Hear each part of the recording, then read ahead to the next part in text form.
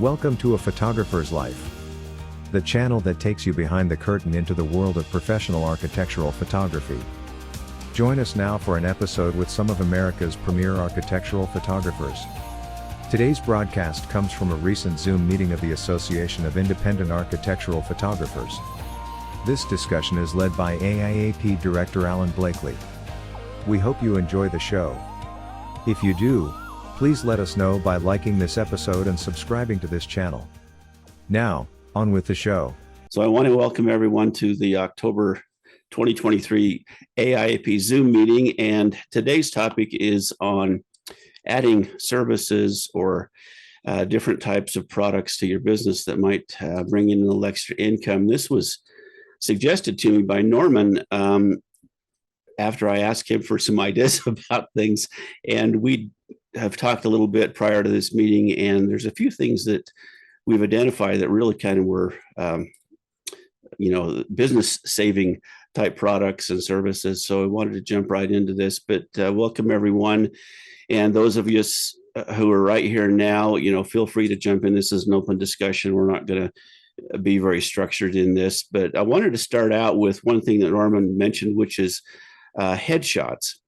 And I don't know how many of you offer headshots as part of your service package right now, but thinking back to the recession of 08, 09, and those of us who were in business at that time, the bottom dropped out of the market as far as architectural photography for a while there. And I was kind of caught unawares, quite honestly.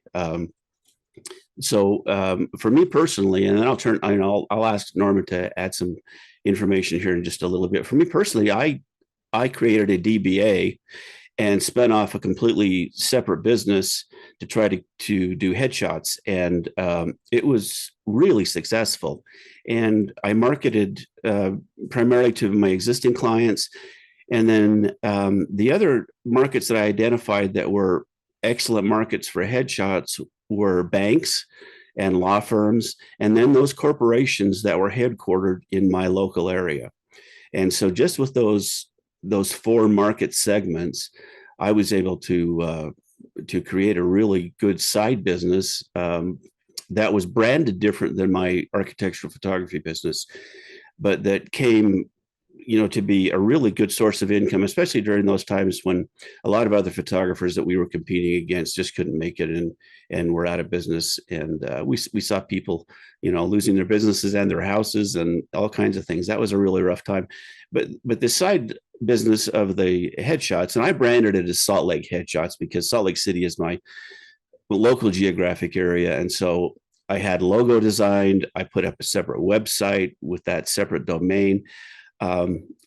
It ended up being such a good business that I had to sell it about 5 years ago because it was just more than I wanted to handle. And I'd be happy to go into the details of that later, but kind of wondered what your take was on that, Norman, how headshots worked out for you specifically. It was really good. I had the same thing. Our architectural side was slowing down, and at the time I had a relationship with some advertising agencies. So I contacted them, sent them some of our portfolio stuff from back when we, used to do a lot of studio work.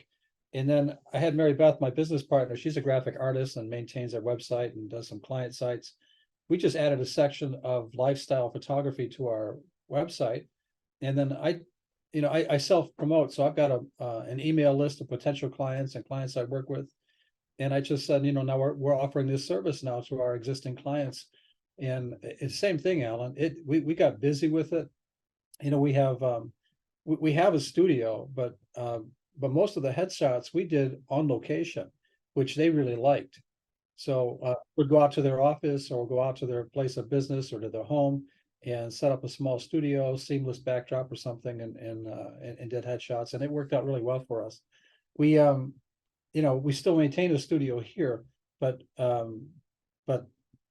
that's more like supplemental work right now, doing headshots and things like that. But we did the same thing. You bring up an interesting point there, and that's the fact that you were doing a lot of this on location. And that was my positioning statement for my business model, was that we come to you.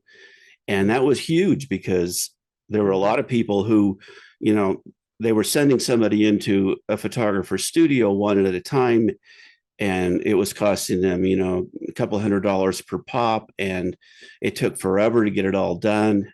And so, so my business model was, we're going to come to you. I'm going to charge you a 2-hour minimum. I'm not going to charge it per person, but you're going to pay this 2-hour block fee. And I'll share my screen with my, my old website if we want at some point here on the discussion. And then I added a per hour fee after that. And I gave them an idea of what my production was going to be, how many people per hour we could get through there. But like you said, I had a kit that I just took with me, and I could either shoot it as an environmental portrait or set up a backdrop. And well, one other key point is that my wife is a stylist, and she worked in the modeling industry for years. And she came with me as the stylist who prepped everybody. She got them calmed down first. They'd queue up in front of her. She'd calm them down. She'd make sure they looked right. She'd take the shine off their face. She'd help the women with their makeup. She was, the guys that were bald didn't mind if she powdered their head, that kind of thing. And so they looked right when they came on set, because I'll be the first to admit I'm not a people person. And so this was not something that I was going to be able to do on my own. And so they were ready when they came to me.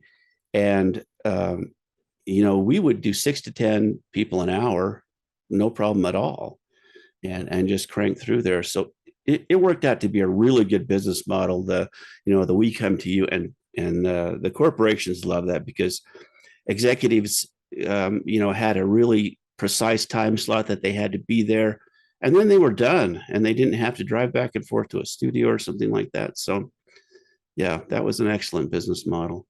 Yeah. I always have Mary Beth with me, or my wife. Mary Beth is she's a graphic artist, so her attention to detail is, she'll miss someone's collar turned over, or, I mean, it's just stuff that I just don't pay attention to, but that always works out good. And, I had a lot of fun doing it too. And I think you are a people person, Alan, you just don't realize it.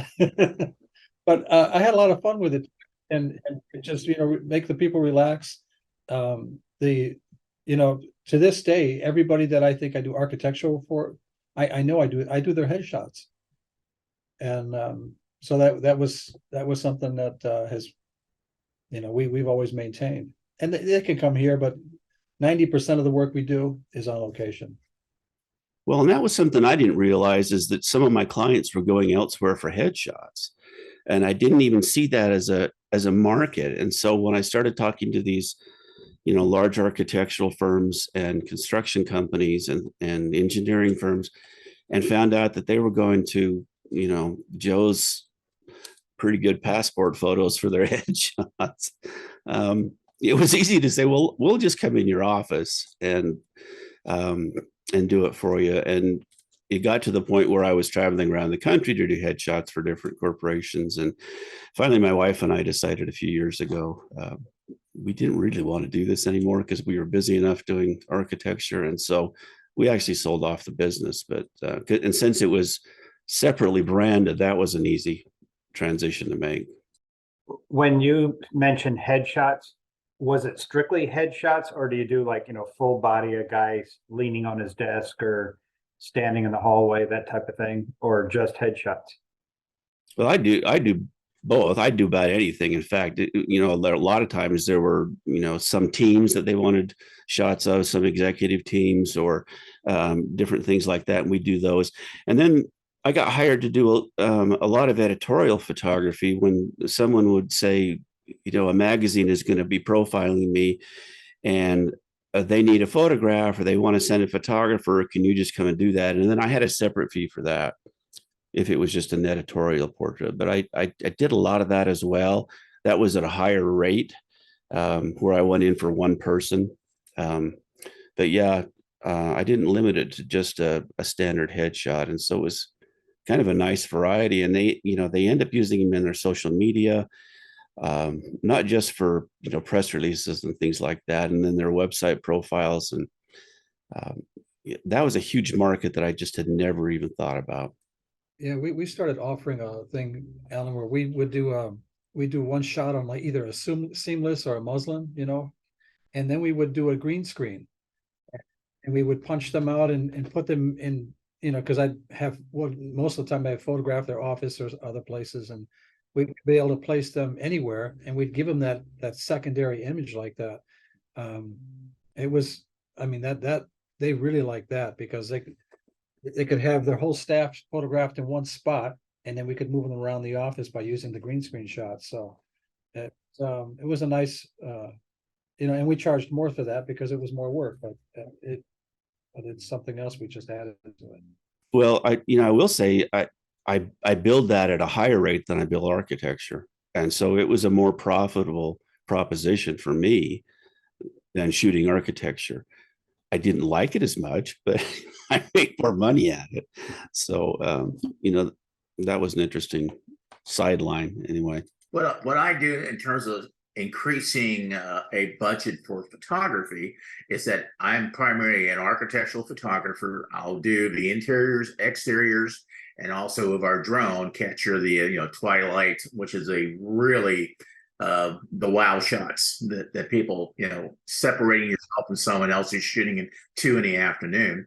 I'll do the sunset and the transition of the lights in the building, making it come alive.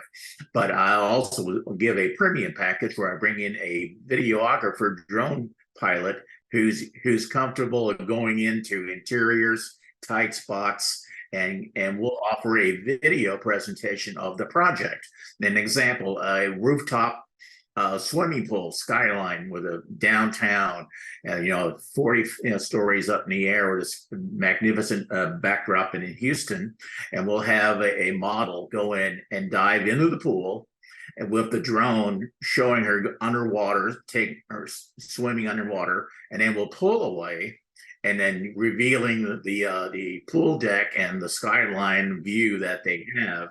And trust me, they go goo goo gaga over this. Like, this is not what we typically see from other productions. So we try to humanize and why those clients want to be in that high-rise project is all the amenities, doing the aerials of shopping areas, entertainment areas that are around that complex. They say this is why our clients, our customers, our tenants want to live in this environment and all the settings that are in walking distance. So we kind of look, we're going in a path where we'll do one shot, and it is all the way, the hospitality, the entertainment areas that are around the areas, showing lifestyles, people walking their dogs or what have you, and then offer that package. Once we do a complete package, we'll forward that to a future client that says, this is what we also offer as an additional package. And I'll bring in my videographer. We'll do the rough editing, and then I'll give it to him from that point on, in terms of, I'll do the sequencing of how the video is shot, and then say, okay, let him do the fade in, fade out, the music background. We like to put some of our high-end still shots into the video, where it's panning in and out, that kind of keeps the person interested in that video presentation that they normally don't see. So we're finding that very successful under higher end clients. And that's how we try to expand our business and bring in my other partner from time to time when they have a budget. And more importantly, we show our best stuff to that higher client to say, I want that package. And it's been working out very successfully. So how did you connect with this videographer? Is this something that works for you? He was a drone pilot, but he does a lot of video presentation, and that's not my thing. I have enough on my plate to try to with photo assistance and then try to do a videography. I want to give that to someone who does it all the time, who's familiar, who's comfortable with that, and it's going to save me time. And also, if he's flying somewhere outside, I'm doing the photography on the other side of the building. Because once that light is perfect, you can't go back the next day. To have someone doing half your work when the conditions are perfect, we're in and out in 2 or 3 days, and that's it. We got everything. And so that's when I bring that person in, and we build up a relationship. I've seen his work, and I say, we can expand our client base, because now he has his video presentation, and when they see the still shots that are in the from other projects, to say, well, who's a photographer? And then also he'll offer the same package that I'm offering my clients, is that we'll also bring in our architectural. So it works hand in hand together in terms of him bringing me clients, I'm bringing him clients, and we're expanding our services where one call is all you need for all your marketing needs. Boom, there. You don't have to find a drone pilot, an interior photographer, yada yada yada. Is that one call? We take care of everything. The next thing you'll hear from us is us uploading the presentation for your review. That's brilliant. I got a question, Richard. We use a couple of video guys. Our agreement with them, like they do it under our brand.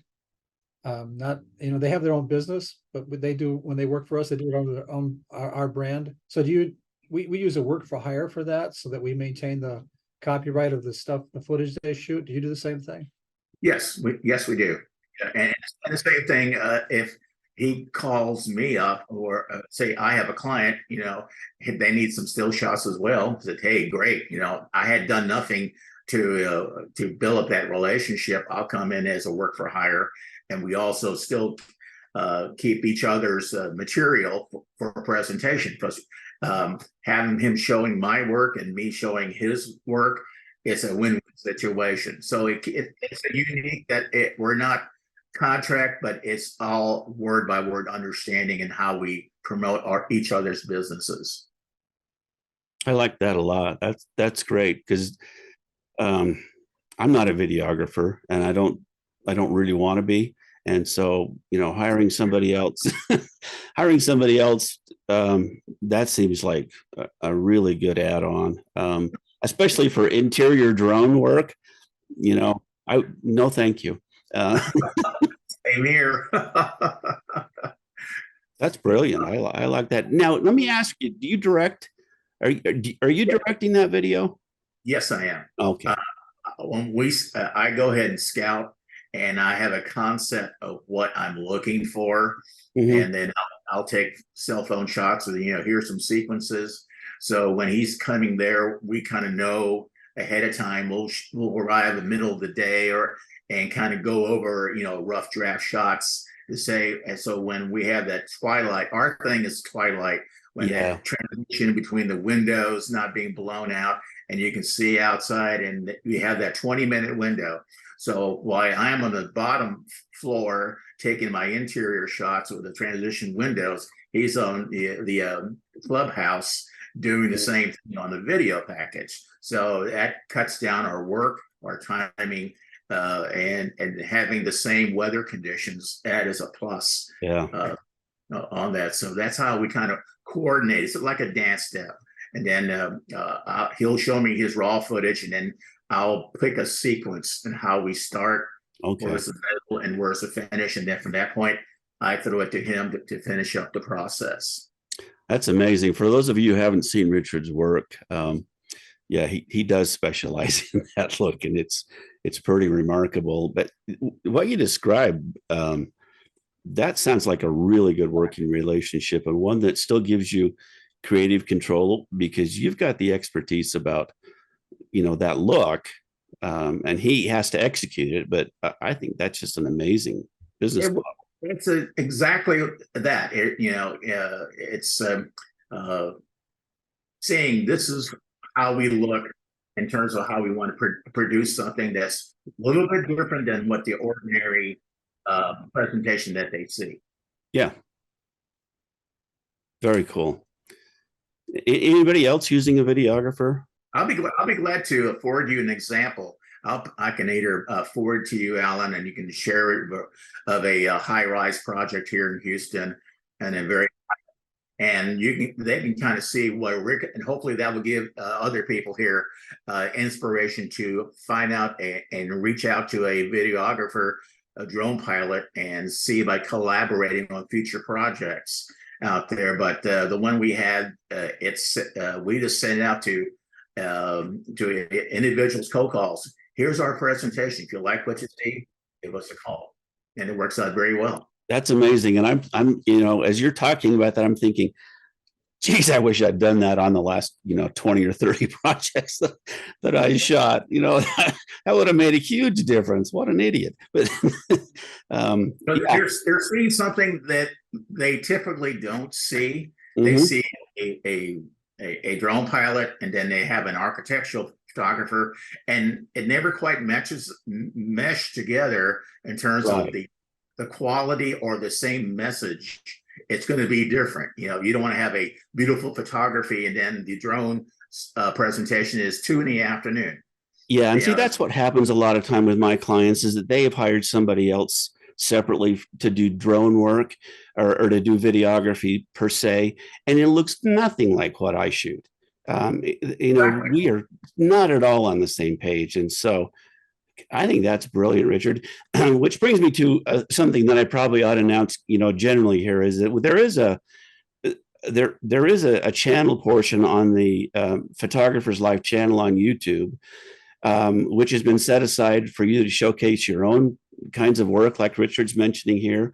So if you want to send me a link or anything to that, or the video itself, and I'll upload it. There is a channel for member videos on there. I mean, they're a portion. I'll forward to you all that this afternoon, the link. Yeah. And once again, he's flying where the time that I'm shooting inside. Yeah. So that transition area, and it's seamless in how they work together. And I don't see that enough out there. And I'm saying, duh. Exactly. Yeah. I mean, what you said in the last few minutes here is worth a lot. And I hope people see the value in that when they, review this later here. And for those who are on the call. So Yeah, I don't think a lot of people would go, boom, exactly. when they see the video. I said, Yeah, that makes perfect sense. Yeah. And we said that only to the high-end clients. Yeah. Because our fee is going to reflect the quality of the work. Mhm. And they can say you can either have this package, or you can want to be in this package. It's all up to you and how you present. And when you're renting apartments that are going for $12,000-$15,000 a month, yeah, you want to separate yourself from the guy down the street. Yeah, I think it's kind of cool that you do that as a package, that you've got your costs down to where you can do that as a package, because well, that's difficult. We do a lot of video, and we use some outside camera people. We usually do the editing ourselves, but that's, I mean, that's a monster. You can really get, when you're looking at cost per minute to do video, high-end video, it's pretty substantial. So that's impressive, Richard. At first, they'll say, okay, I'll give them steps. Here's the entry. My photo package is the entry level, the standard package, and our premium package. And I'll always offer that premium package up front. So someone's thinking middle of the road, but when they see that, it's like, seeing that shiny new car. I want that new car. It's bringing. They don't realize or say, hey, for X amount of dollars more, I can have something that is going to fill up my high rise twice as fast as our competitors. Can I ask another question? Have you got your video from production down to a rough, ballpark cost per minute for your client? We charge we just give them here's our rate for the premium package, and the premium package will include the video presentation, the photography. So it's one package situation here. You can have, our standard on-video situation, or we'll even offer a video by itself scenario. But basically, here's the price for the entire package. I think on average, our shooting costs, when we do video, it's a couple grand a minute. Mm-hmm. So it's expensive, so I was just curious. I'm going to look at your website. Hey, you do that. That's kind of cool. Yeah, I have a question about that too, Richard. Do you place any parameters on number of photos, minutes of video. Is there some kind of box that this package fits into? Yeah, well, the basic package, I say entry level for those, so they can weed out who we want, or they can pick out what they want, where they're selling themselves. A entry level is going to be 12 to 15 shots, and then it'll be the standard package will be 24 to 30 images, and then our premium package is going to be 30 plus. You fill in the blank, you pick as many images as you want out there, and then we'll give them a version of the video, and we'll give them at least one free edit if they want to change the music. If they want any additional edits, then we'll charge them accordingly, and I'll usually invoice that to my videographer, since it's going to be his time, not mine, out there. But the mere fact that to attract a drone videographer is saying, hey, I'm bringing you clients. All you had to do was simply pick up the phone and say, are you available Tuesday afternoon to work on something, so that he did not have to spend all the time building relationships, sending proposals, and you can get someone to start off at a lower rate than what as we develop our presentation, is a 50-50. But as you're beginning a relationship, you're bringing your clients, and then all that person has to do is show up.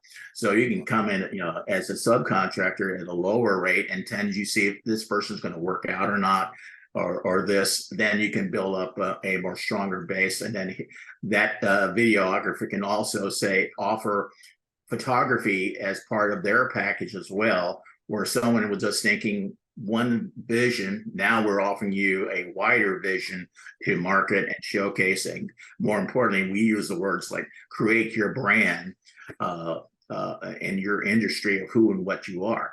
And that's how we're promoted that way. I'm looking for less business, but bigger business. Yeah. That's stage in life here. That's a little different than we do it. When we do the video, I pay the videographer, and he bills me. And usually my clients don't know about his other business. They just, it's all under our corporate. So our business model is a little bit different, I guess. And I'm just curious how that, so Richard, when you're using the video guy, and he's creating the video for you, he invoices you, for instance, and then you add your creative fee above that, and then you bill your client. Yeah. Yes. Yeah. Okay. He has a set price, and then he is a lower price than if a client went to him, because I am bringing him business. He did not have to invest the time or to acquire that account.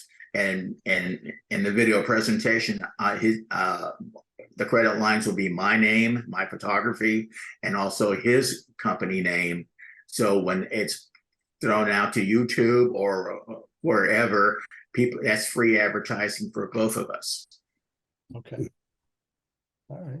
Now, do you add your client's branding to that video too then? Oh, yes. Yes. We'll show you. We'll grab, if they have a company logo that's unique, we'll include that in the video insert. Once again, my videographer can do that more than I can, but make it look like the presentation is going to be, when we do that video presentation, it's the main client, but then again, the developer.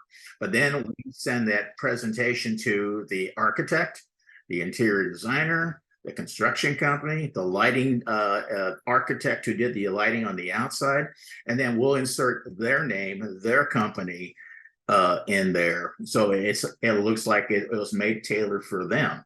So once again, that video can become not only one source of income, but 3, 4, perhaps 5 different companies or people are involved in that project that we created their video, and all we did was insert their company name at the end. Okay. What about voiceover and music bed and those kinds of things? I left that to my videographer. He'll give me a rough sample of 2 or 3 music genres, and then we'll kind of decide which ones we want to go with. different clients want different things out there. So we'll make a decision first, but then we'll have some backup video tracks that we can forward to the client to see if they prefer that or they want to use their own. Okay. Project narration, we usually just have somebody that is involved with the project. We use, they'll have a spokesman or someone that's a project head, or they're usually the ones that will do the, we might ask them questions like an interview type thing, Alan.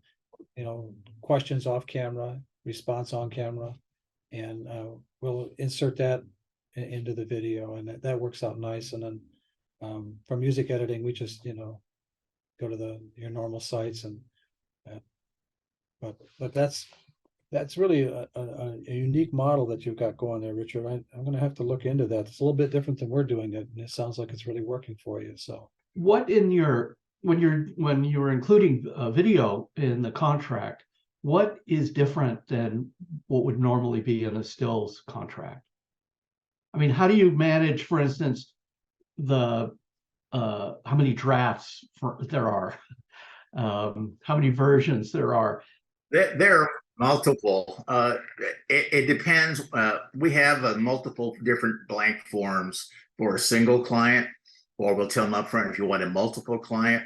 If we're dealing with a client for the first time, we'll ask if you want to, whether it be the architect, the interior designer, the construction, the developer, whoever contacts first, are we able to build a relationship regarding a project? We'll always say, are there other individuals interested in having the similar offerings that we offer?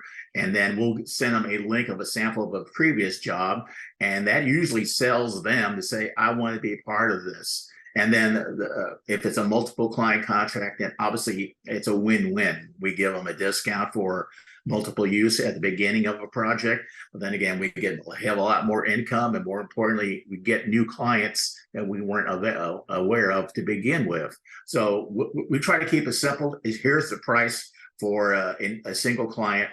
Here's a price breakdown. We keep it open. Our discount will reflect on the number of people wishing to participate prior to the start of the project.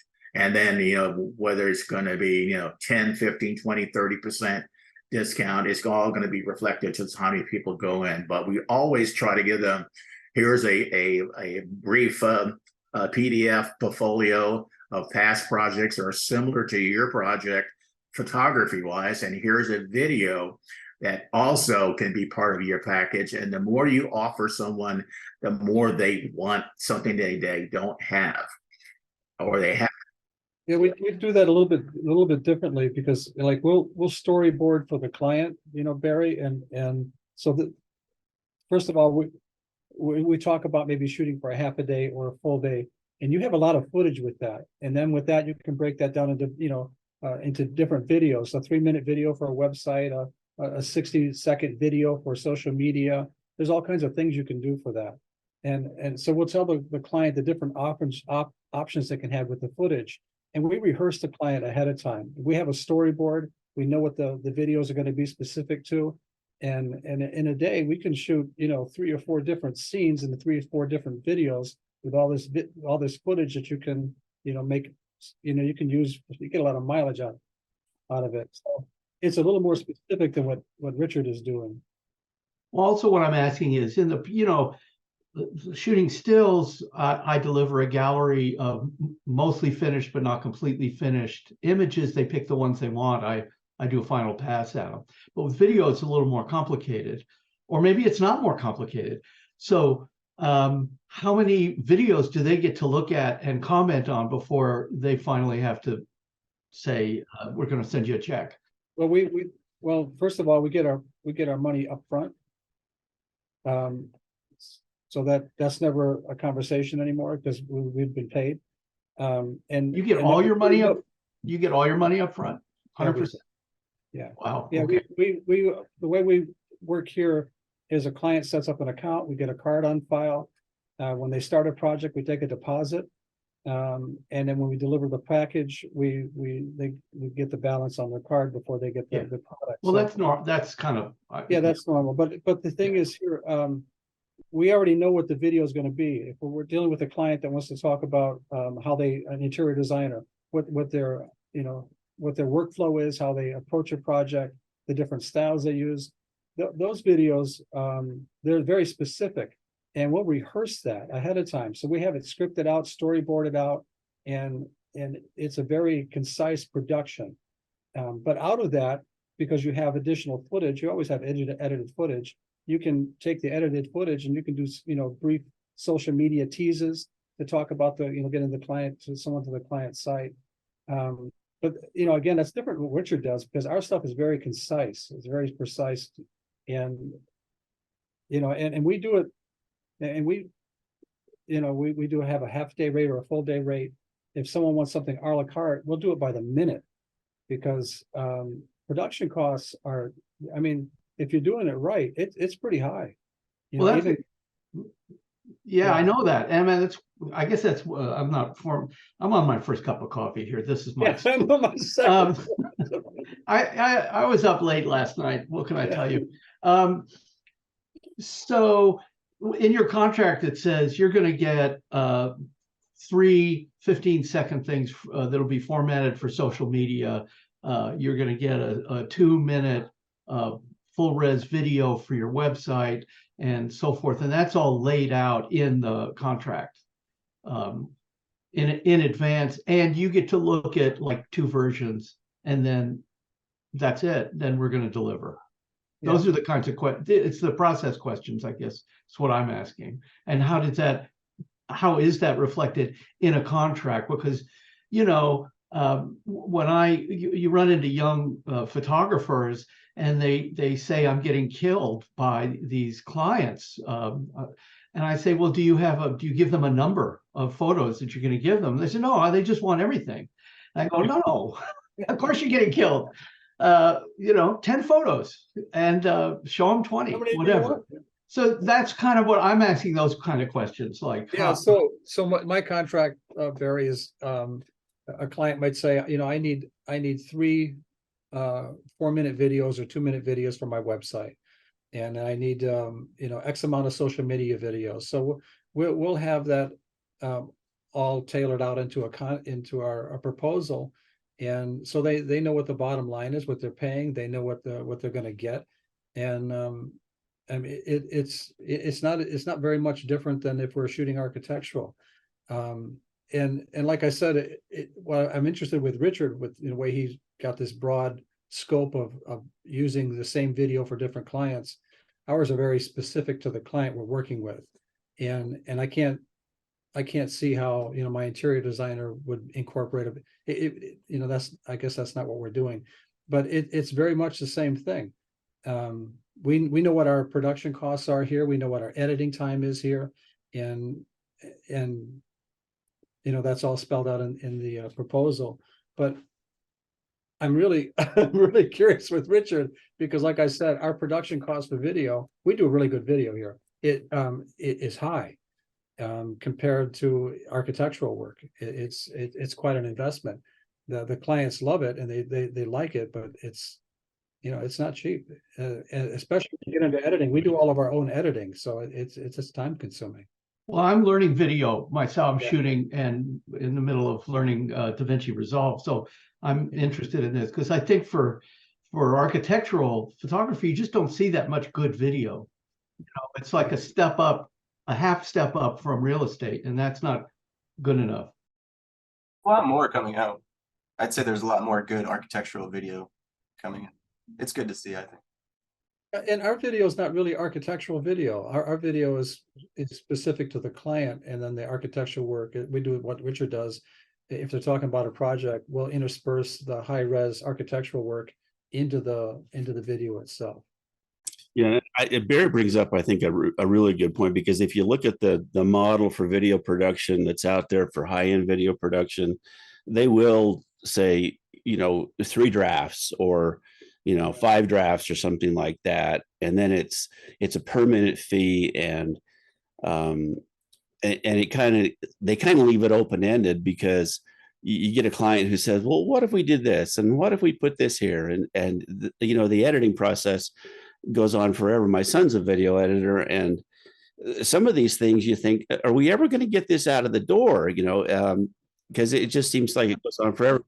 But I can see where architecture may not fit that mold necessarily, where you and I'm thinking about, the things I've done, they've been more like what Norman's describing, where, I've directed an interview sequence, and then there's been these other things which are kind of showcasing, they're telling a story specific to that client. But what Richard seems to be describing, and what I think I could, translate into my business, is the same architectural photography approach that I take could be taken in a video format and showcase things even better, when combined with my stills. And, to me, that's a really magic combination. So, yeah, my mind's exploded just now. A little clarification. I do have an architectural background. Back in the way back when I worked for a architectural firm based here in Houston, Skidmore, Owens and Merrill. So what I learned in going and seeing the perspective of an architect, but more important over the years, is who hired the architect. I'm going to the person at the very top, the developer. That might be the architect's design built, but it's the developer's baby in terms of how they want it the present. I always go from the developer down. I never go from the construction people up scenario. I think it's really going to depend on the market that you're in and who the client is, because in the past 3 years, I've lived in 3 different markets and I work all over the South at this point. And depending on who you're talking to, the budgets are all over the place, and what they're used to paying for things in their areas are all different. I do video myself, so I'm listening to all you guys who hire out or do the work for hire thing. And, I personally, where I'm at, I'm not going to get the clients here to pay more than what I'm charging for video, which is essentially my day rate at the base level. And then I increase the fee based on that. But if I'm shooting for a corporate client in Nashville, for example, I'm going to charge 3 to 4 times what I charge in like a small residential market. So it all depends on the client, the region you're in. And yeah, I think it also depends on the sophistication of the client that you're working with. If they're used to using,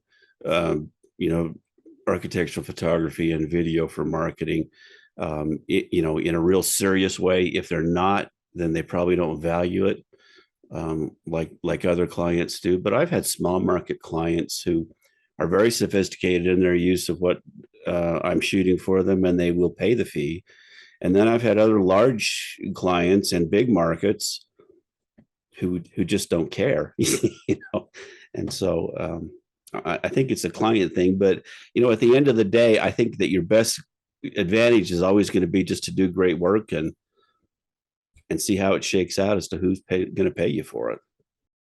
I've got 2 bases of clients too. I've got a lot of small interior designers and design builds in my local area. Then I've got a couple of clients down in California who I gave a quote to one of them, and they said, "You're not charging enough."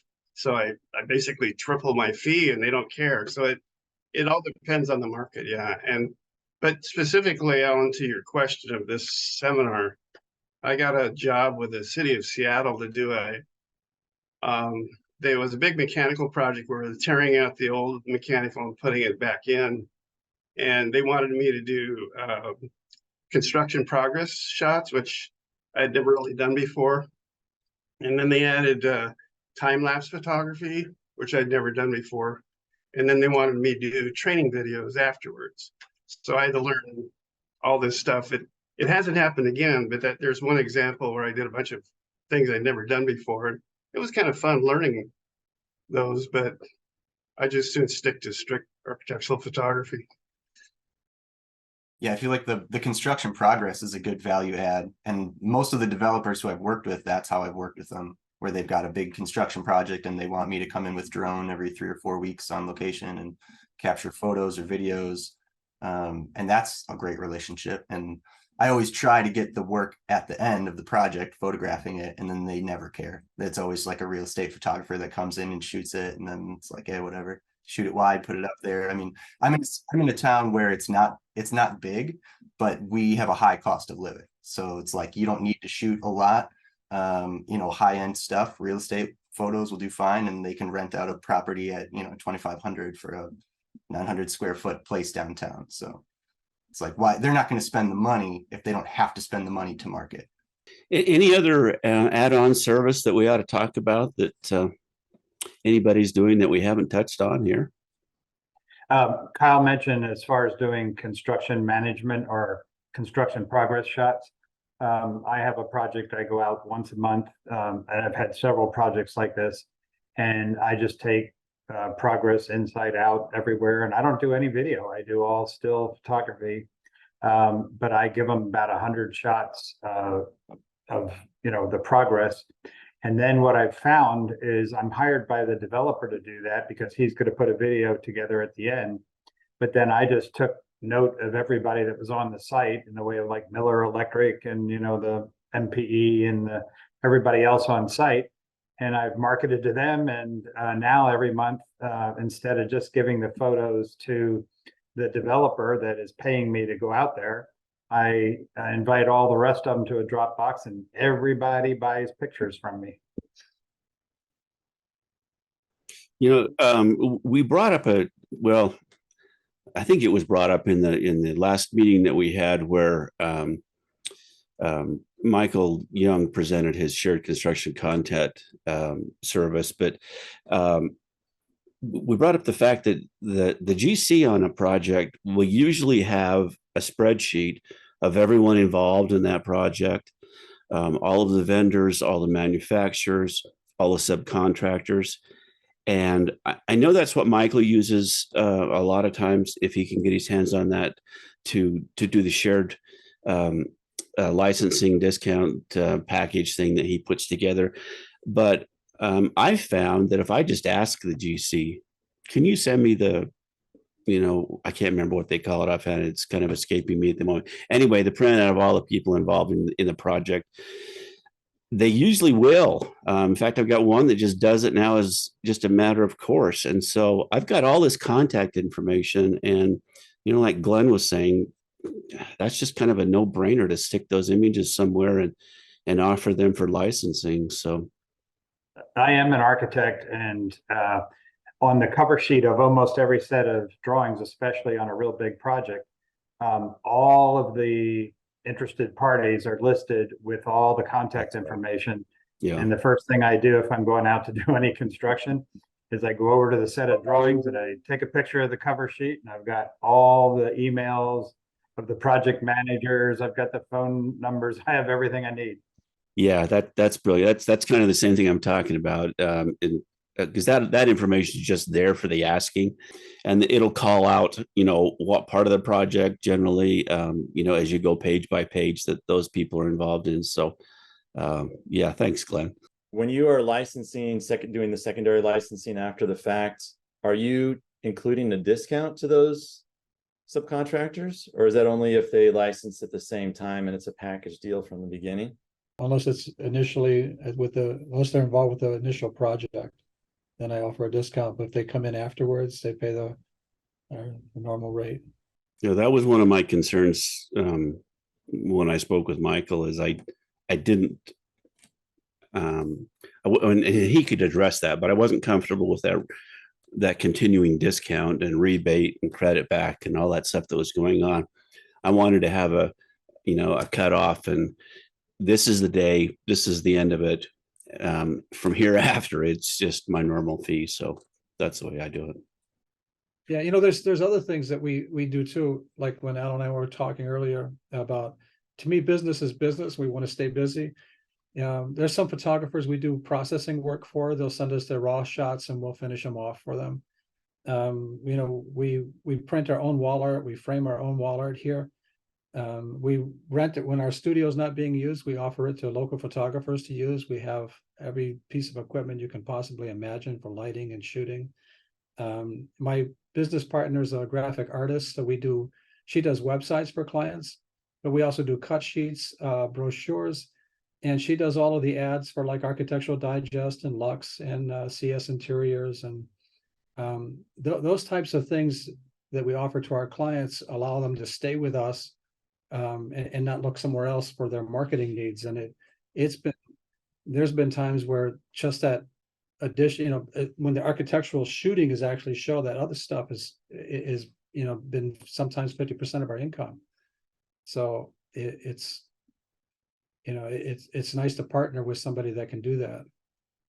Yeah, just back to the headshot situation, the fellow that I sold my headshot business to, he then added printing and framing and all of those kinds of things, custom retouch and all that. So, he's hanging prints on the office wall for these corporations, where all I ever did was give him a digital file. So, he's upsold that substantially from what I had it selling.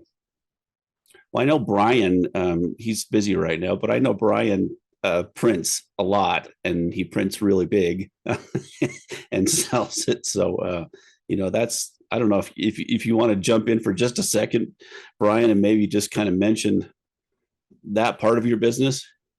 Well, yeah, it's been terrific. I mean, once they see the big enlargements, and I'll have them professionally mounted, because I don't have the equipment to do large format mounting. But I mean, all it takes is one view to see the quality, and they're sold on, always getting big display prints from me. We do them in-house, and pricing is, I've been I've been selling prints and giclée reproductions for so many years. I don't know what the pricing is offhand, but it's not cheap. It's definitely worth my while. And the big thing about it is I get to control the final product in terms of how it looks, how the colors are rendered, and saturation and all that. So I think it's viewed as a worthwhile investment for them. Yeah, I recommend anybody get into large format printing, and I agree with that. We put the client's brand on it. We put our signature on it. The year we shot it, we frame it up nice, and we put it in a museum frame. It's a fantastic source of income, and it's a quality piece too, because we use archival materials. It's not cheap, but the clients in their offices, I've even done some large portfolio books for clients, which have been, everybody's used to using iPads to look at a portfolio. Now, when you see a still image on something, it just blows them away.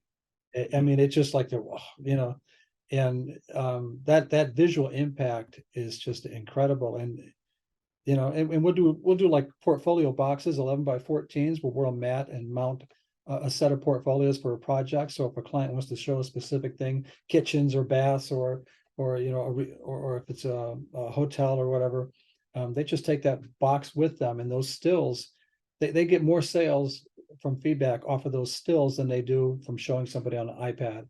And the reason being that I've noticed is that they can take, like, if you have a custom builder, he can take a set of of images, and they can intersperse them and lay them out for a client, where you're seeing them all at one time as opposed to one at a time on an iPad or through a digital portfolio. It's printing is huge here for us, and it's been really, really profitable. Well, that's an advertising marketing model. That's what I mean. Even with the pandemic, post-pandemic, a lot of people that do advertising, they send portfolio books, just like you're talking about, and single prints as well. And for that reason, because they can put them all out at the same time. You can see a body of work, to use the fine art phrase, right? Yeah, well, you still get ad agencies that will contact and ask for a portfolio review. They don't want to go to your website. They want to sit down in the boardroom or the conference room and look at prints. So it makes sense. That's how I connect with new clients, trying to go into their office and give, here's all my work in 11 by 17 printed sheets. Take a look at it, feel the fine paper, I feel like people like to have that in hand. Oh, no, it's all right. Just say prints don't lie. The quality of a print is the visual, it's just no comparison to any screen, 5K or other. One thing that I've done for customers that I really want the project, and I just feel like I need to push just a little bit harder than the other photographers that they're considering, is I will put together a book for them. a portfolio book. I have, I've never met with them on the other part of the side of the country. I'll send them that book. Doesn't cost much for me to produce it. And, they get that in hand. And then they're considering just other people that they've just going to have to look at online. I always get that job. So it's just another consideration. Well, when you say book, are you like a printed book, like a printed book, kind of like a Shutterfly book? That's not who I use, but that kind of a thing where I will put images together that I think are pertinent to the job that they're considering me for, so that they can see the type of work I've done for other people. And then I can put any kind of copy or branding or whatever I want in that. And it's it's a black cover. It looks really sleek. It comes in a case. I ship that off. It costs me less than $100. And the return on that is significant. So it's well worth it. And what's your turnaround time for putting it together, having it printed, and then actually getting the book in your hands because you've put together custom images for the type of project? Well, I pay for an expedited typically, but it's about 5 working days. Okay, that's good. And so when I know that there's something coming up that I really want to lean on the client for, maybe that's not the best term to use anyway. I want them to forcing them to use me. I'll send them a book or something like that. It's worked out really well. We've done similar things. We'll send 11 by 14. We'll use an image box and mounted portfolio set.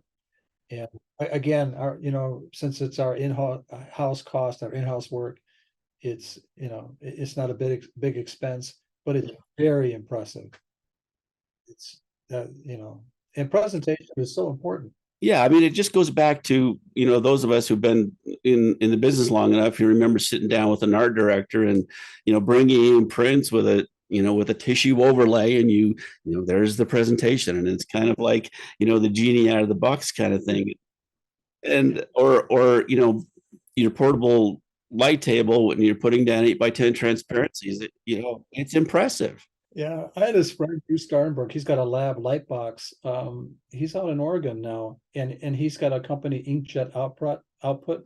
So if you want large format prints and you don't have a printer, Bruce Starnberg, he's a great photographer, nice guy.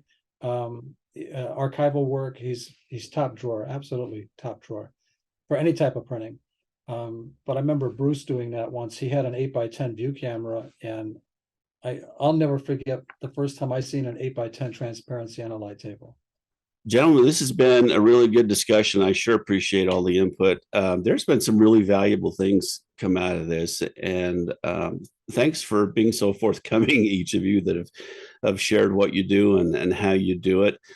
This is a kind of a forum that is fairly rare these days. Back in the days when you used to meet colleagues at the lab or things like that, or at Calumet, Norman, and places, it was a common type of discussion, but it's becoming more and more rare. So thank you very much for being involved. We'll have another one of these next month. I hope everybody will stay well. And this will be up next week on YouTube and then on the other podcast platforms that you listen to.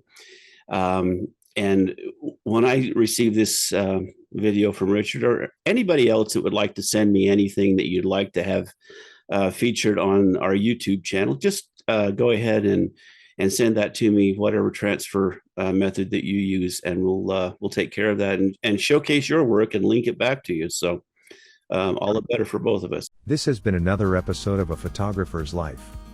If you've enjoyed this program, please let us know by liking this episode and subscribing to this channel. A Photographer's Life is brought to you by the Association of Independent Architectural Photographers. This episode is copyrighted, and may not be used in full or in part, without the written permission of the AIAP.